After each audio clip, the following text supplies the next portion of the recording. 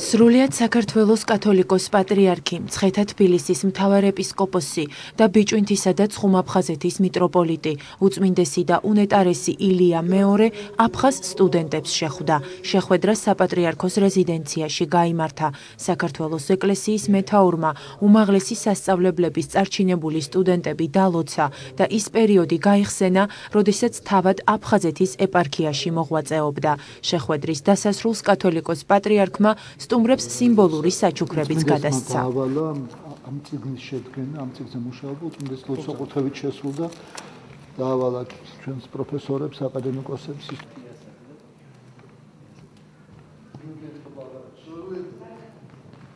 მე მინდა დაგლოცოთ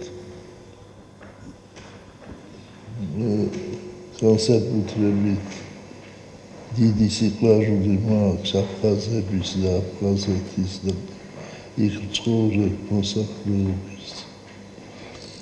და მე მინდა გითხრათ, რომ თუ რაღაცა გაგიჭირდეთ, თქვენ უნდა მოხვიდეთ როგორც თქვენს მამასთან და მითხრათ თქვენი გაჭირვება. და თუ საშუალება იქნება, მე ყველაფერში დაგეხმაროთ. ღმერთმა დაგლოცოთ ჩვენთან არის. ჩვენ გვინდოდა რომ პატრიარქს დაემოძღვრა ჩვენი სტუდენტობა, ძალიან საინტერესოა როგორ ფიქრობენ ისინი, როგორ ხედავენ იმ პრობლემებს, რომელიც ჩვენი ერის და სახელმწიფოს წინაშე არის და ძალიან გვიხარია რომ ეს მართლა ის ადამიანები არიან, რომლებიც ხვალ ასახელებენ ჩვენ ქვეყანას. დღეს სხვადასხვა უნივერსიტეტის წარჩინებული სტუდენტები მოწვეული ვიყავით უწმინდესთან და უნეტარესთან, მან დაგულოცა, თავისი გამოცდილება გაგვიზიარა აფხაზეთში, თავისი ეპისკოპოსობის პერიოდის და ეს ძალიან მნიშვნელოვანი შეხვედრა იყო ჩვენთვის.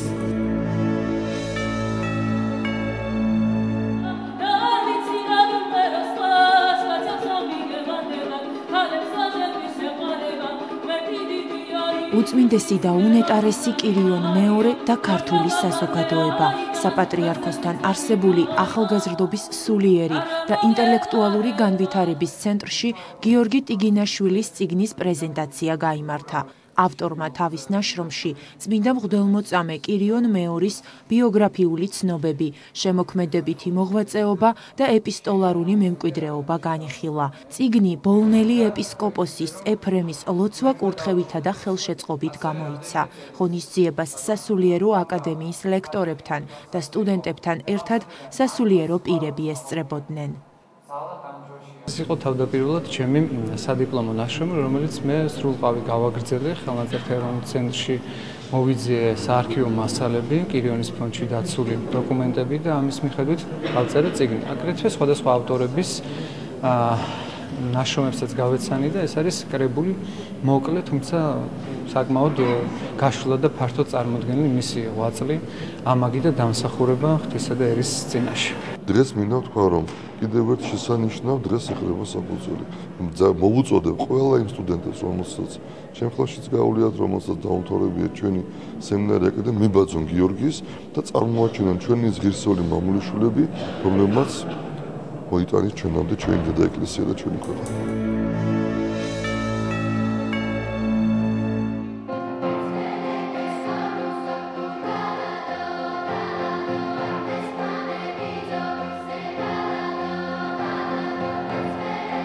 ალპებიდან კავკასიამდე, თბილისის ვანო სარაჯიშვილის სახელობის სახელმწიფო კონსერვატორიაში ქალთა ანსამბლ თუთარჩელას კონცერტი გაიმართა. 25 სხვადასხვა ქვეყნის ტრადიციული სიმღერები სამი თაობის მომღერლებმა შეასრულეს. ანსამბლი ქალაქ რუსთავში 2004 წელს დაფუძნდა და მას შემდეგ სხვადასხვა მუსიკალურ კონკურსებში მრავალი გრან-პრისა და დიპლომის მფლობელია. საღამოს მოწვეულ სტუმრებთან ერთად რუსთავისა და მარნეულის მიტროპოლიტი იოანე ესწრებოდა. ხალხურს და საეკლესიო საგალობლებს ისინი ასრულებენ მაღალ დონეზე, პროფესიულ დონეზე და რუსთავში საშუალება მიეცა ახალგაზრდობას, რომ არა მარტო გაეცნოს თავისი ერის ისტორიულ მუსიკალურ კულტურას და მემკვიდრეობას, არამედ მიიღოს მონაწილეობა და გააგრძელოს ეს ტრადიციები. სიტყვა, რომელიც თუ არ მიხედე ცხოვრებას გიმწარებს. ასე უწოდებენ თანამედროვეები დაავადებას, რომელიც ჯერ კიდევ საუკუნეების წინ აღმოაჩინეს და ახლა მისით მსოფლიო მოსახლეობის 3 მილიონზე მეტია დაავადებული. უკვე 20 წელია 14 ნოემბერს დიაბეტის დღე აღინიშნება. სწორედ ამ დღეს დაიბადა ფედერიკ ბანტინგი, რომელმაც 1922 წელს პირველად გამოყო ინსულინი. 2009-2013 წელი კი გამოცხადებულია დიაბეტური განათლებისა და პრევენციის წლებად. ამ დღის აღნიშვნა საქართველოში განახლებული დიაბეტის ცენტრის გახსნა დაამთხვიეს. ყოფილი რკინიგზელთა საავადმყოფოს ტერიტორიაზე მდებარე ცენტრი ქალაქის მერმა და პარლამენტის ვიცე-სპიკერმა დაათვალიერეს. დიაბეტი ძალიან სპეციფიური დაავადებაა და საქართველოს სტატისტიკა რომ ნახოთ 7% არის მოსახლეობის, საკმაოდ მაღალია.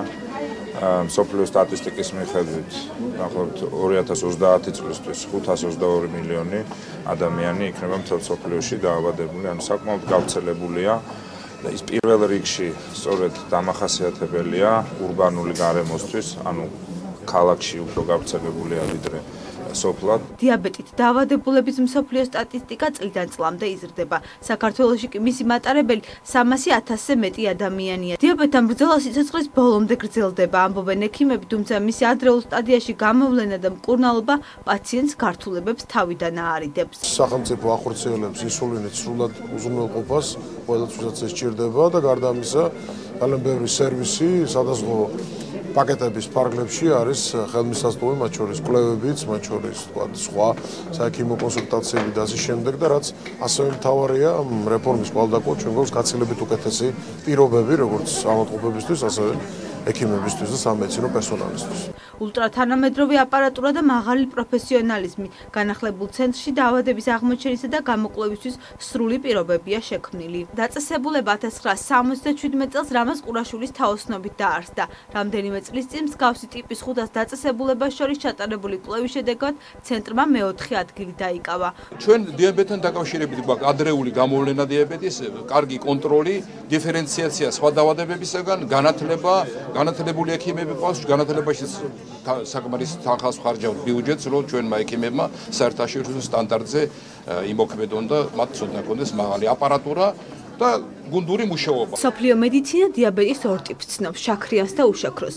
შაქრიანი დიაბეტი თავის მხრივ ორი ტიპისაა. პირველი ძირითადად ბავშვებს და მოზარდებს ვითარდებათ. მეორე კი 40 წლის შემდეგ ასაკის მქონე ადამიანებს. მეორე ტიპის დიაბეტის მქონე ადამიანებს ეს დაავადება ძირითადად მემკვიდრეობით გადაეცემათ. განსაზღვრელი ფაქტორია ასევე ჭარბი-წონაც. დიაბეტის ცენტრში თანამედროვე აპარატურის დახმარებით უკვე ისიცაა შესაძლებელი, რომ ზედმიწევნით ზუსტად დადგინდეს. დიეტის რაციონი და ისიც თუ რა ფიზიკურ დატვირთვას გაუძლებს პაციენტის ორგანიზმი. პაციენტებისთვის, როცა ჩვენ გვინდა სწორად დიეტების სწორი რეჟიმის დადგენა, ანუ სწორი დიეტის შერჩევა პაციენტისთვის. ეს არის აბსოლუტურად ინდივიდუალური ყველა პაციენტისთვის და ისაზღვრება ამ მოწყობილობით. პაციენტი მოსვენებულ მდგომარეობაში აბსოლუტურად მოსვენებულ მდგომარეობაში ზის ამ სავარძელში უნდა მოდუნდეს მთლიანად და 20-25 წუთის განმავლობაში ხდება განსაზღვრა, ანუ სუნთქვის კოეფიციენტიდან ხდება გადაყვანა კალორაჟზე. დიაბეტის მკურნალობის შესახებ ადამიანებში ძალიან ხშირად მცდარი შეხედულებები და არასწორი ინფორმაციაა გავრცელებული. მითები დაავადების შესახებ, როგორც ამას ექიმები უწოდებენ, საკმაოდ ბევრია. მაგალითად, მოსახლეობის უმეტესობას გონია, რომ პრეპარატი ინსულინი პაციენტმა მთელი ცხოვრება უნდა მიიღოს. თუმცა არის შემთხვევები, როდესაც ექიმების რეკომენდაციით მასზე თავის დანებება ხდება. არასწორი შეხედულება დაავადებაზე ხშირად მძიმე შედეგსაც იწვევს. საქართველოში არის აი ესეთი ტენდენცია დღესდღეობით, ინსულინ თერაპიის არასწორად დანიშნა. ეს შეიძლება ხანდახან იყოს დაუშვათ არასწორი დანიშნულება, ხანდახან იყოს ეს პაციენტის დაჟინებული მოთხოვნა, იმიტომ რომ ინსულინის პრეპარატებს სახელმწიფო ყიდულობს პაციენტებისთვის და აქვთ უფასოდ. სამწუხაროდ არ აქვს ტაბლეტები. ეს ხშირად ქმნის ხოლმე ესეთ დილემას. არის პაციენტი, რომლისთვისაც ინსულინი საერთოდ არ არის საჭირო და ისედაც ჭარბი აქვს, ბევრი აქვს მას ორგანიზმში ინსულინი, ანუ საკუთარი კუჭუკანა ჯირკვალი, კარგად და ბევრს გამოიმუშავებს ინსულინს.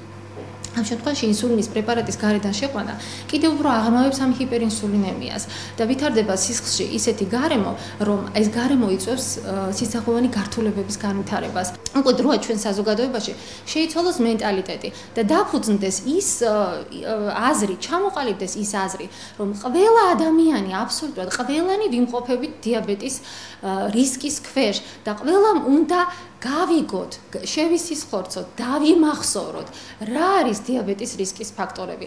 ჩვენ ვართ ახალგაზრდა მედიკოსთა კავშირის წარმომადგენლები, ეს აღინიშნება დიაბეტის საერთაშორისო დღე და ვაკეთებ მცირე გამოკითხვას და შეიძლება რამოდენიმე კითხვას დაგისვათ, რა იწვევს თქვენი აზრით დიაბეტის განვითარებას? შაქრის დიდი რაოდენობით მიღება, სტრესი თუ გენეტიკური წინასწარ-განწყობა? საზოგადოებაში დიაბეტის შესახებ სწორი ინფორმაციის არსებობას ამოწმებდნენ ახალგაზრდა მედიკოსთა კავშირის წევრები. რუსთაველის მეტროსთან გამართული აქციის პარალელურად ისინი მოქალაქეებს კითხვარებს ავსებინებდნენ. ჩვენი მონაცემებით საკმაოდ მწირია ინფორმაცია მოსახლეობაში, მიუხედავად იმისა, რომ ძალიან დიდი პროცენტია დაავადებული დიაბეტით, ძალიან ცოტა ინფორმაცია, დღევანდელი გამოკითხვის შედეგებს სამწუხაროდ ჯერჯერობით არ ვიცით, მაგრამ წინა წლებში ქონდა მსგავსი გამოკითხვები და საკმაოდ დაბალია მოსახლეობის ინფორმირებულობა ამ საკითხთან დაკავშირებით. და სწორედ ამას ემსახურება ჩვენი აქციები, რომელიც მომავალშიც გაგრძელდება. ანუ ამ დაავადების შესახებ ვიცი ის, რომ იწვევს, ანუ ორი სახის არის, შაქრიანი და უშაქრო დიაბეტი არის, პანკრეასის ნაკლებობა იწვევს, ანუ ჯირკვალი აღარ მუშაობს ნორმალურად და ბევრი გართულებები შეიძლება მოყვეს, ინსულინის ნაკლებობა იწვევს ძირითადად. და ხელოვნურად ხდება ინსულინის შეყვანა. გამოკითხვას ახალგაზრდა მედიკოსთა კავშირი მომავალშიც გააგრძელებს. დიაბეტს არ ვაკონტროლებთ, ან გვაკონტროლებს, მოიპოვა უპირატესობა. ამ სლოგანით დღევანდელი დღე მსოფლიოს 160 ქვეყანამ აღნიშნა. ფინანსთა სამინისტროს მომსახურების სააგენტოს ახალი სერვისი, რომელიც მცირე და საშუალო ბიზნესის წარმომადგენლებს ბიზნეს საქმიანობის უკეთ წარმართვაში დაეხმარება. მათთვისაც აქამდე საშუალება არ ჰქონდათ ძვირადღირებული ტექნიკა ან მანქანა დანადგარები შეეძინათ, ამ მომსახურებით შეუძლიათ გარკვეული ვადით მიიღონ ქონება, შემდგომში მისი შესყიდვის უფლებით. სახელმწიფო ქონების განკარგვის ახალ ფორმას, იგივე ლიზინგს, უწყების მომსახურების სააგენტო ელექტრონული სისტემის საშუალებით ინტერნეტ აუქციონის საფუძველზე გამოავლენს. ლიზინგი არის ორიენტირებული მცირე და საშუალო ბიზნესზე. ვფიქრობ, რომ ხელს შეუწყობს ახალი სამუშაო ადგილების შექმნაში და ასევე ხელს შეუწყობს ახალი ბიზნესის წამოწყებაში.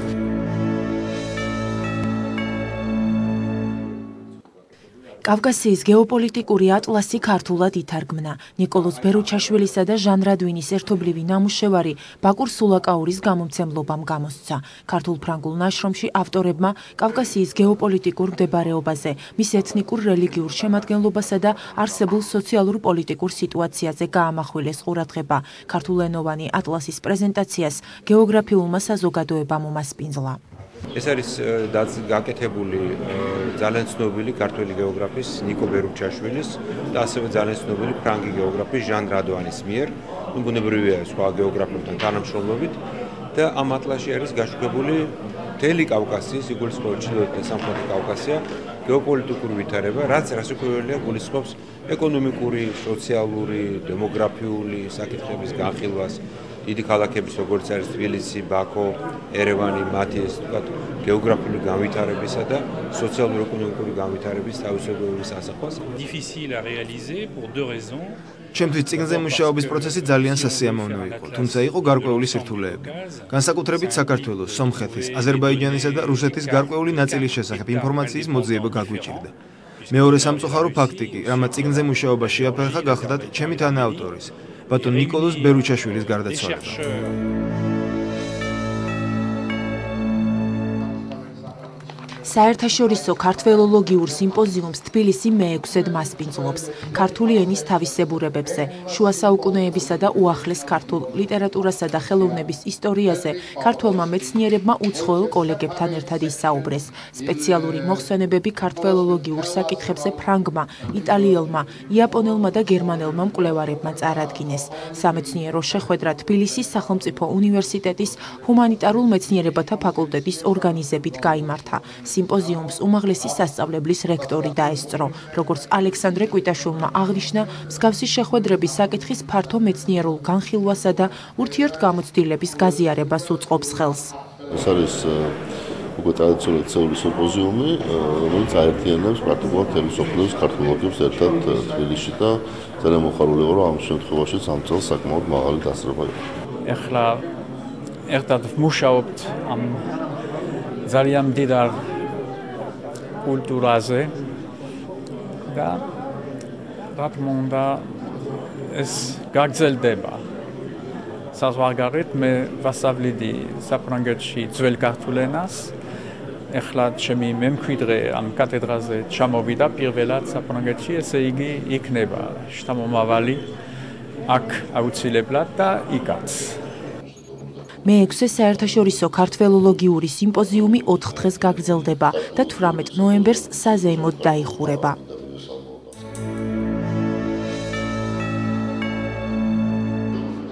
ვერისუბნის განაპირას მე-20 საუკუნის დასაწყისში აგებული სათავადაზნაურო გიმნაზიის ეს შენობა წლებთან ერთად ქართული საგანმანათლებლო ტრადიციების აღორძინებისა და უმაღლესი განათლების სიმბოლოდ იქცა. სათავადაზნაურო გიმნაზიამ ფუნქციონირება 1906 წელს დაიწყო. 1918 წლის 26 იანვარს კი პირველი ქართული უნივერსიტეტის გახსნა იზეიმეს. გიმნაზიის დამფუძნებელი, საზოგადო მოღვაწე, პედაგოგი და პუბლიცისტი ნიკო ცხედაძე უნივერსიტეტის გახსნას ვერ მოესწრო. მრავალი კულტურულ-საგანმანათლებლო წამოწყების ინიციატორმა და მონაწილემ თბილისის გუბერნიის თავადაზნაურთა საზოგადოების ხდომაზე შენობის აგების საკითხი თავად დააყენა და მშენებლობასაც თვითონ ხელმძღვანელობდა. გიმნაზია გაყიდვის საშიშროების წინაშეც არაერთხელ დამდგარა, თუმცა მისივე ძალისხმევით გადარჩა. ძალიან ხშირად იდგა ხოლმე საკითხი ამ შენობის გაყიდვისა. ხშირად უწევდა ნიკო ცხედაძეს ერთი ბანკიდან მეორე ბანკში დაეგირავებინა შენობა, რათა ხელთ ეგდოთ ფული, რომლითაც გააგრძელებდა შემდგომ მშენებლობას. ასე იყო თუ ისე, ამ დიდი საქმით ნიკო ცხედაძემ და მისმა თანამებრძოლებმა საზოგადოებას და ქვეყნიერებას დაუმტკიცეს, რომ ქართველებს შეუძლიათ ასეთი დიდი გრანდიოზული საქმეების კეთება. ნიკო ცხედაძის გარდაცვალებიდან 1 საუკუნე გავიდა. უნივერსიტეტის რექტორის ინიციატივით ამ დღეს ოჯახის წევრებმა, სტუდენტებმა და პროფესორ-მასწავლებლებმა მის ხსოვნას პატივი კიდევ ერთხელ მიაგეს და მისი სახელის უკტავსაყოფად პანთეონში ნიკო ცხედაძის ძეგლი გახსნეს. შესრულდა 100 წელიწადი ნიკო ცხედაძის გარდაცვალებიდან და აი ამ თარიღს მიუძღვნით ჩვენ მისი ძეგლის გახსნა უნივერსიტეტის ეზოში, ამ კაცის დამსახურება უნივერსიტეტის მიმართ საქართველოს განათლების განვითარების მიმართ არის წარმოუდგენლად დიდი, დაწყებული 1869 წლიდან, მან ის თავოსნობით დაასწრა პირველი ქართული სკოლა, შემდეგ უკვე სათავადაზნაურო გიმნაზია, რომელიც მერე გახდა უნივერსიტეტი. სამწუხაროდ ვერ მოესწრო, გარდაიცვალა 1911 წელს და მოგეხსენებათ უნივერსიტეტი 18-ში იქნა გახსნილი. ძალიან დიდი პიროვნება თავისი 8 წლით შემოქმედებით და ყველაფრის განისვენებდა დიდუბის პანთეონში და შარშან მოხდა ასეთი კეთილინება, მაინც ისურვეს, რომ ბატონი ნიკო ყოფილიყო უნივერსიტეტის ეზოში და დიდუბის პანთეონიდან იქნა გადმოსვენებული აქ. მოქანდაკე გიორგი შვაცაბაიამ ძეგლის შექმნაზე 1 წელი იმუშავა. როგორც თავად ამბობს, სანამ მონუმენტზე მუშაობა შეუდგებოდა, რამდენიმე ესკიზი შექმნა. საბოლოოდ კი ასეთი შეარჩია. აქ ისეთი ადგილია, სადაც ტრადიცია უნდა იყოს აუცილებლად, აი ეგრეთ წოდებული თანამედროვე ხედვები და თანამედროვე მეტი ჩრულისა უნდა გამოირიცხოს. ხო გესმით რატო? კლასიკა უნდა იყოს რა. ხო და იდეა ძეგლის თავისთავად იბადება ხოლმე რა ჩემ იმაში, ან გულში, ან თავში. და ეხლაც დაიბადა თავისით ასეთი იდეა, რომ თვითონ ძეგლი იყოს აი ეს ქვა, რომელიც ჩაიდო საძირკველში. პირველი კორპუსის მშენებლობის დროს. ნიკო ცხედაძის გარდაცვალებიდან 100 წლის თავის აღსანიშნავად უნივერსიტეტის შენობაში ფოტოგამოფენაც გაიხსნა. დამთვალიერებელ საშუალება მიეცა ექსპოზიციაზე ის ისტორიული ფოტოები ენახა, რომელიც ხელმძღვანელობამ საარქივო საცავებიდან წარმოადგინა. მწერალმა ზურაბ გაიპარაშვილმა ნიკო ცხედაძის ცხოვრებასა და მოღვაწეობას ისტორიული ნარკვევი სახელწოდებით საუკუნის ნიშანსვეტი მიუძღვნა. წიგნში ავტორმა საარქივო ისტორიულ ფოტოდოკუმენტებზე და მუზეუმებსა და კერძო კოლექციებში მოპოვებულ ცნობებზე დაყრდნობით მისი ავტობიოგრაფია ასახა. ამ წიგნში მოთხრობილია იმ რთული პერიპეტიების შესახებ, რომლის გადატანა, რომელთა დაძლევა უხდებოდა ნიკო ცხედაძეს და რამდენიმე მის თანამოაზრეს, იმიტომ რომ ამ შენობის აგებაში სახელმწიფოს არავითარი წვლილი არ მიუღია, მაშინ რუსეთის იმპერიის შემადგენლობაში იმყოფებოდა საქართველო და მეფის რუსეთს რასაკვირველი არავითარი ინტერესი არ ჰქონდა, რომ ქართული სკოლა დაფუძნებულიყო საქართველოში და ეს შენობა აშენდა მხოლოდ ქართველთა ვაწლით. ეს იყო 2 წლის წინ გადმოცემული იქნა დიდუბიდან უნივერსიტეტის ეზოში, საცა ეხლა დღეს არის. ამისთვის ეს სანატრელი ადგილია, ნიკოსთვის იქნებოდა სანატრელი ადგილი და არის სანატრელი ადგილი. და ძალიან მოხარული ვარ, რომ აი 100 წლის თავზე მე უნივერსიტეტის ეკლესიაში პანაშვიდი გადაუხადე. ნიკო ცხედაძის ნეშტი ივანე ჯავახიშვილის სახელობის თბილისის სახელმწიფო უნივერსიტეტის პანთეონში 2 წლის წინ დიდუბის მწერელთა და საზოგადო მოღვაწეთა პანთეონიდან გადმოასვენეს.